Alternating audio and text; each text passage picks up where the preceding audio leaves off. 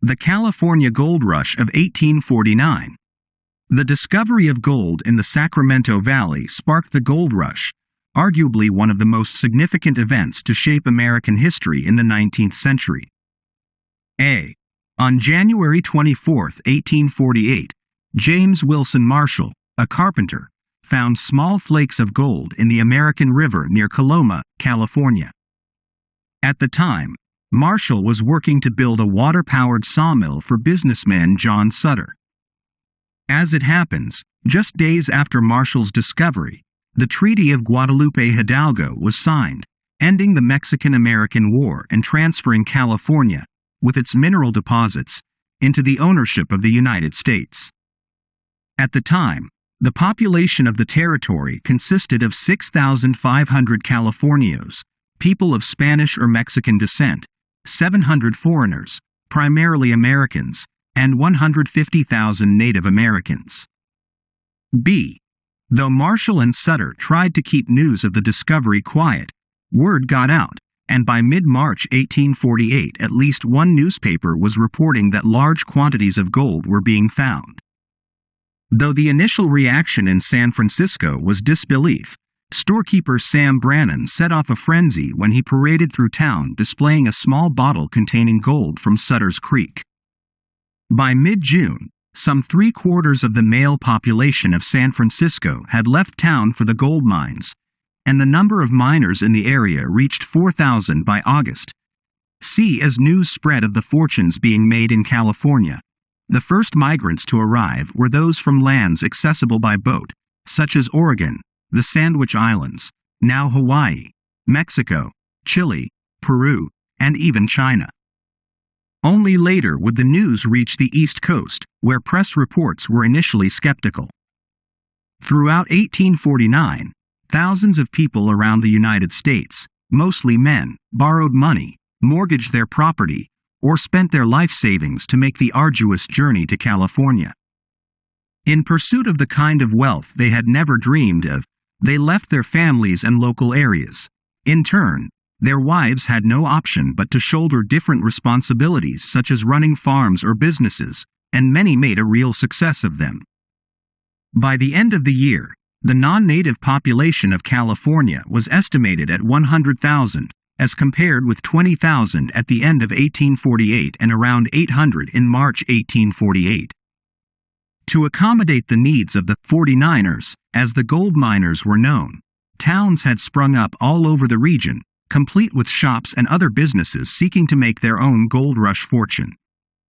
The overcrowded chaos of the mining camps and towns grew ever more lawless. San Francisco, for its part, developed a bustling economy and became the central metropolis of the new frontier.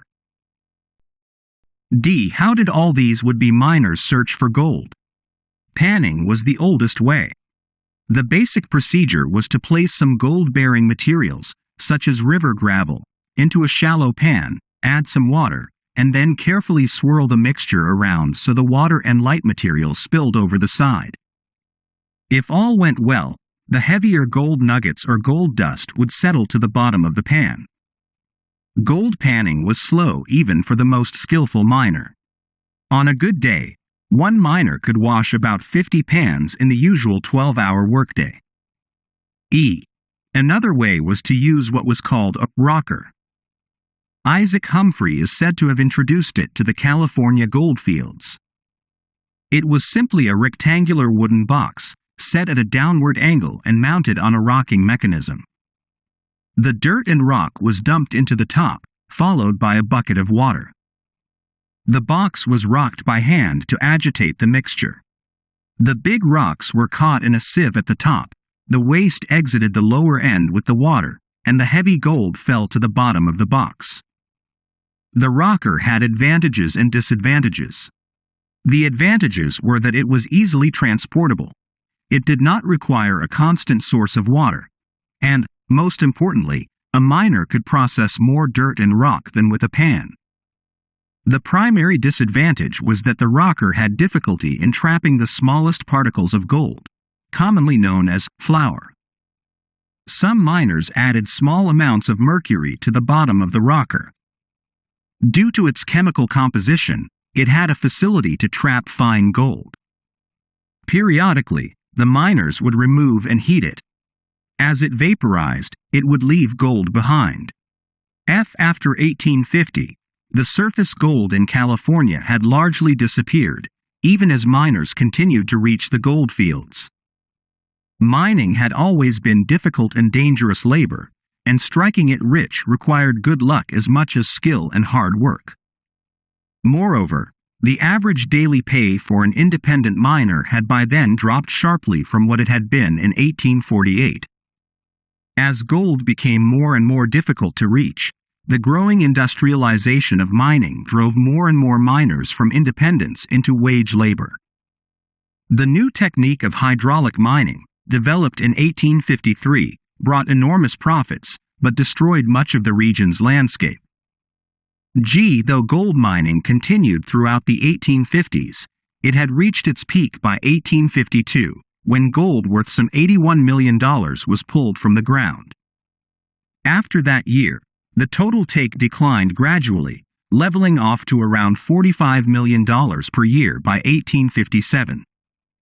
Settlement in California continued, however, and by the end of the decade the state's population was 380,000.